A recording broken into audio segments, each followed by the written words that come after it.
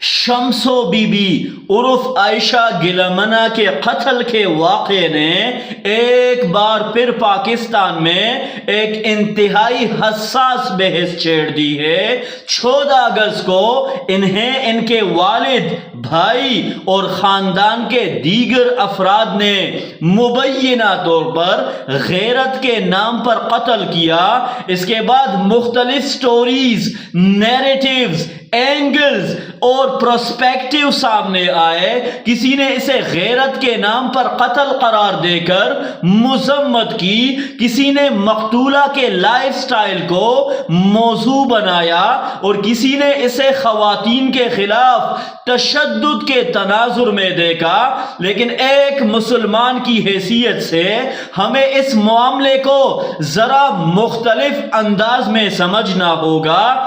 پہلی بات بالکل واضح ہے کہ کسی انسان کو غیرت کے نام پر قتل کرنا اسلام میں جائز نہیں۔ کسی شخص کو یہ حق حاصل نہیں کہ وہ خود جج، جیوری اور ایگزیکیوٹر بن جائے اور اپنی مرضی سے کسی کی جان لے لے۔ اگر کوئی غلط کام ہو رہا ہے تو اس کے لیے قانون، اصلاح اور تربیت کے راستے موجود ہے۔ قتل کسی مسئلے کا حل نہیں، لیکن دوسری طرف ہمیں یہ سوال بھی کرنا ہوگا کہ آخر معاشرہ اس مقام تک پہنچتا کیسے ہے؟ اگر ہم صرف قتل کے بعد ہیڈ لائنز، ٹاک شوز اور سوشل میڈیا پر بحث کریں گے اور چند دن بعد سب کچھ بھول جائیں گے تو مسئلہ حل نہیں ہوگا۔ ہمیں روٹ کاز دیکھنا ہوگا کہ ہمارے نوجوان کیا دیکھ رہے ہیں، کس کانٹینٹ سے متاثر ہو رہے ہیں اور ان کا مائنڈ سیٹ کون بنا رہا ہے۔ آج ٹک ٹاک،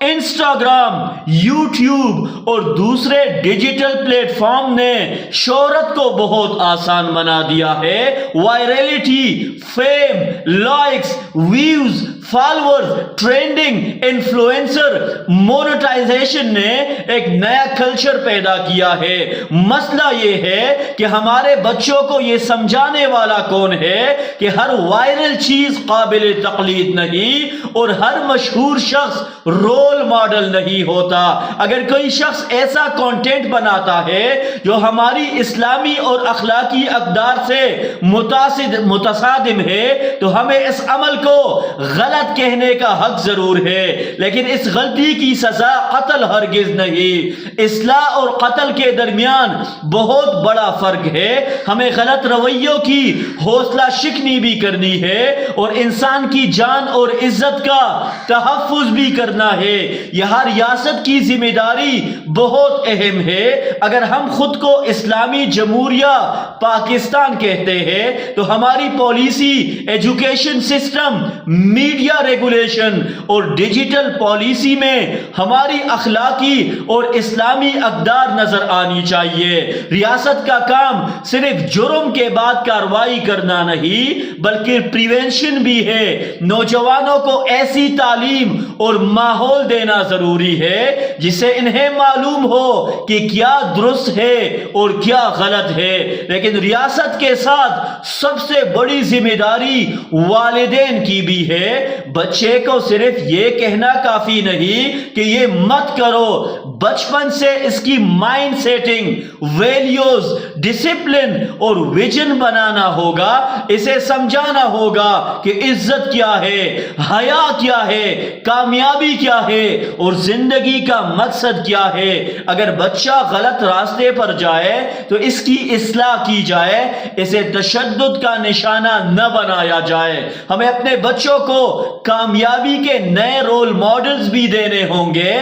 ہیرو صرف وہ نہیں جو ٹی وی یا سوشل میڈیا پر نظر آتا ہے۔ ہمارا بچہ education, business, science, technology, support اور لیڈرشپ میں بھی کامیاب ہو سکتا ہے۔ ہمیں اسے یہ بتانا ہوگا کہ شہرت سے زیادہ کردار اہم ہے اور فیم سے زیادہ انسان کی عزت اہم ہے۔ اور ہمیں خود بھی ایک سیلف چیک کرنا ہوگا۔ اگر ہم کسی عمل کو غلط سمجھتے ہیں تو اس کے خلاف تعلیم، دلیل، تربیت اور قانون کا راستہ اختیار کرے، بندوق کا نہیں۔ کیونکہ اگر ہم نے یہ سوچ قبول کر لی کہ کسی کی غلطی اسے قتل کرنے کا جواز بن سکتی ہے، تو کل یہی سوچ ہمارے اپنے گھروں میں بھی تباہی لا سکتی ہے۔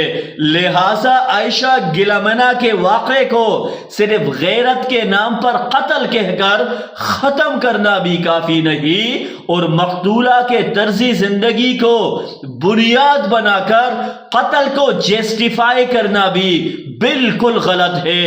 ہمیں دونوں باتیں ایک ساتھ کہنی ہوگی۔ غلط کام غلط ہے، لیکن قتل اس کا حل نہیں۔ ہمیں ایسا معاشرہ بنانا ہوگا جہاں اسلامی اقدار بھی محفوظ ہو، خواتین اور مردوں کی جان اور عزت بھی محفوظ ہو، والدین تربیت کرے، ریاست درست ڈائریکشن دے، میڈیا ذمہ داری دکھائے، اور نوجوان اپنے گولز، پریورٹیز اور فیوچر کے بارے میں بالکل کلیئر ہو۔ آخر میں صرف اتنا کہنا چاہوں گا، اپنے بچوں کو بندوق سے پہلے تربیت دے، غصے سے پہلے شعور دے، اور سزا سے پہلے اصلاح کا موقع دے، کیونکہ ایک عائشہ گلمنہ کے قتل پر افسوس کرنا کافی نہیں۔ ہمیں ایسا معاشرہ بنانا ہوگا جہاں نہ نوجوان غلط راستے پر جائے اور نہ کوئی خاندان غیرت کے نام پر اپنے ہی گھر کے کسی فرد کی جان لے لے۔